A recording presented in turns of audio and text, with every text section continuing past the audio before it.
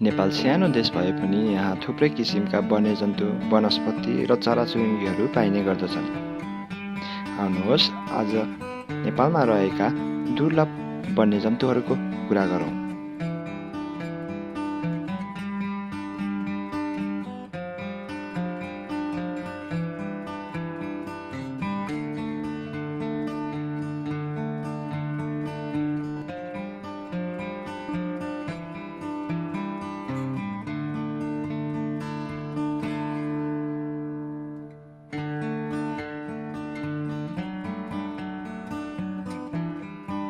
Asiatic elephant. Asiatic elephant टुरिज्मको लागि निकै महत्त्वपूर्ण जीव हो।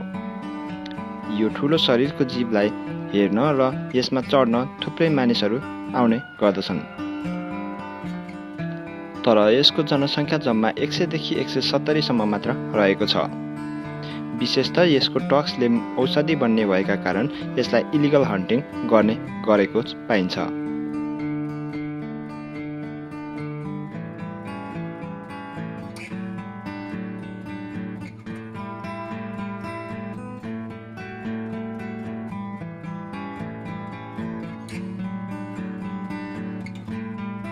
Red panda.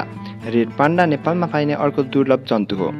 यसको सङ्ख्या 1000 भन्दा पनि मुनि गनिएको छ। यसको नाम पाण्डा भए पनि यो रक्कुन वा बियर जातिमा पर्ने गर्दछ।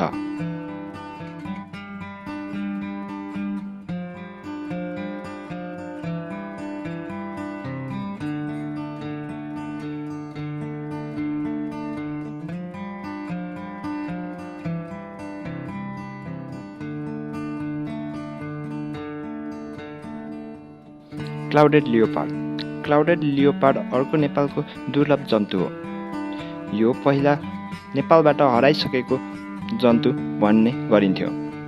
पछि फेरि कन्जर्भेटिभ एक्टिभिटीहरू गर्दाखेरि यसलाई फेरि पछि नेपालमा फेला पारिएको हो। यसको कलरले गर्दाखेरि यो आफूलाई जङ्गलमा लुकाइराख्न सक्दछ र यो धेरै जसो समय सुतेर बिताउने गर्दछ र आफ्नो आहारहरूलाई एम्बुस गरेर पक्रिने गर्दछ।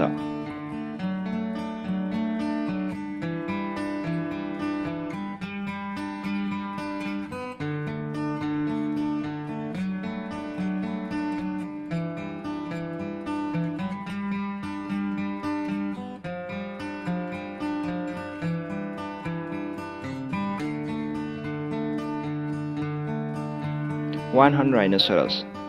वान हर्न राइनोसरस नेपालको अर्को दुर्लभ जन्तु हो। यसको सानो एउटा सिङले गर्दाखेरि यसको नाम वान हर्न राइनोसरस हुन गएको हो।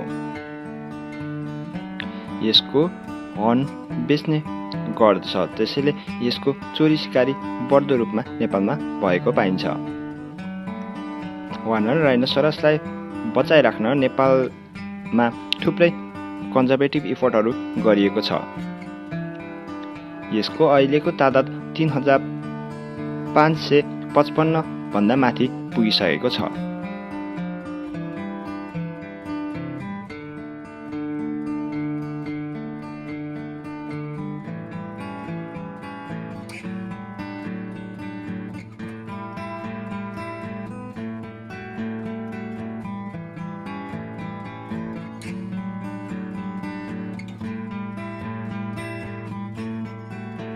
हिमालयन तार।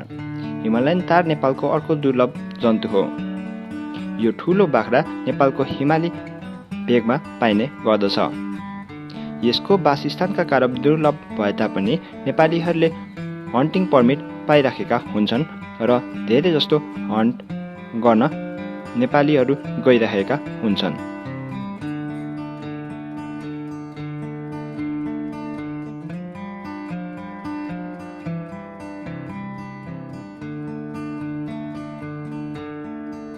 आजको भिडियोमा सबैभन्दा दुर्लभ जन्तु तपाईलाई कुन चाहिँ लाग्यो तल कमेन्ट गर्न सक्नुहुनेछ र नयाँ भ्युअर्सहरूले सब्स्क्राइब गर्न नभुल्नुहोला।